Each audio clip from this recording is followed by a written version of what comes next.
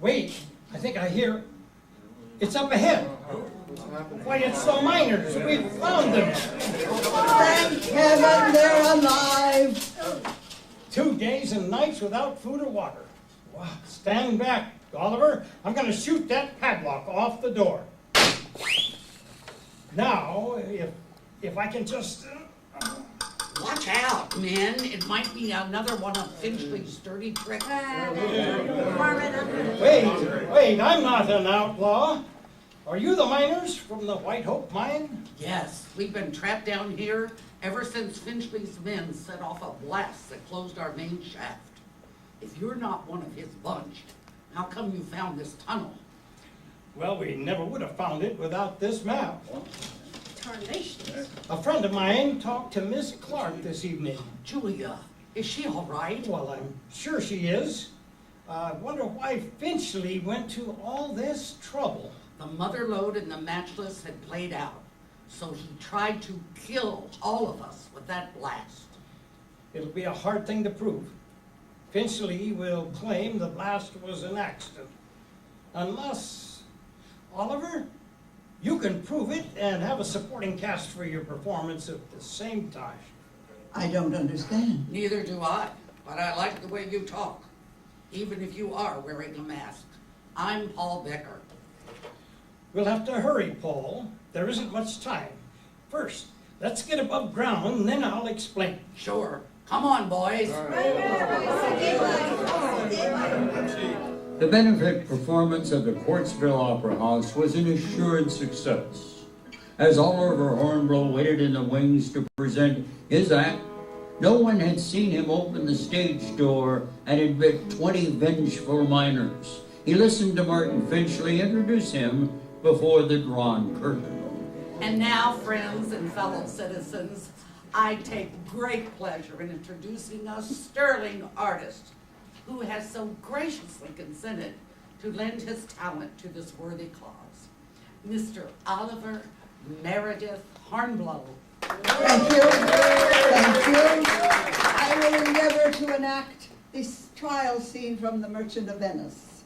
Unfortunately, there aren't enough players to lend realism, so I must ask someone to play the villain. How about you, Mr. Finchley? Me? Surely you're not averse to playing a part in one of Shakespeare's finest dramas? Why, no.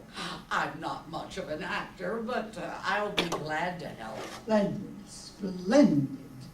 Mr. Finchley is the accused, I am the lawyer, and you, the audience, are the jury. All right, Tonto, raise the curtain. Look! It's Paul! It's Yes. Paul and the boys from the mine! Yes, Finchley tried to kill them. What? These rescued men are the witnesses against Martin Finchley. Oh, say, you can't. Oh, it's already done, Mr. Finchley. Yes, you are accused and convicted, and the sheriff and his men are waiting in the wings to arrest you. Paul! Julia! What's going on? Oh, Mr. Hornblow, you are wonderful. Everyone in Quartzville is eternally grateful to you, especially Paul and me. Hey, say, Hornblow! Hornblow! Oh, it's you, the varlet who drives the stagecoach. Yeah, just wanted to congratulate you, Hornblow. You sure gave a great performance. Yes, sir, it was great. Great? Ah, my friend, if you only knew. Some are born great, some have achieved greatness, and some have greatness thrust upon them like the Lone Ranger! Hi-yo, Silver! Away! The Lone Ranger has been brought to you by Cheerios, the new breakfast cereal from General Mills. This is the National Broadcasting Company.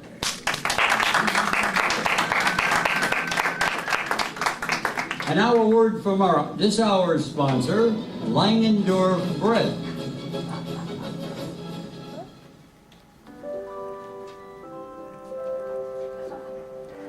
I got a question I bet you can't answer. What's the question? How far can you walk on a loaf of bread? Give up? Do you, huh? Yeah, I give up. How far can you walk on a loaf of bread? Langendorf, naturally. Naturally, a loaf of Langendorf bread will give you enough energy to walk 25 miles. Gosh, that's a lot of mileage and a lot of energy. I bet I could walk 25 miles easy. Ha ha! Do you eat a loaf of Langendorf bread every day? Just about, I bet you. You never saw anything like the way I go through a loaf of Langendorf bread. I can eat all I want on account of Langendorf bread. It's so good for me. You bet it is. All those extra fine ingredients that give Langendorf bread that good flavor, help to build strong, healthy bodies. Enjoy Langendorf bread toasted for breakfast. Put it on the table at every meal. And try making lunchbox sandwiches with Langendorf bread. They stay freshly delicious longer. Get a loaf of fresh, flavorful Langendorf bread tomorrow. Double your money back if you don't agree. It's America's finest. Let's hear it for Jeannie.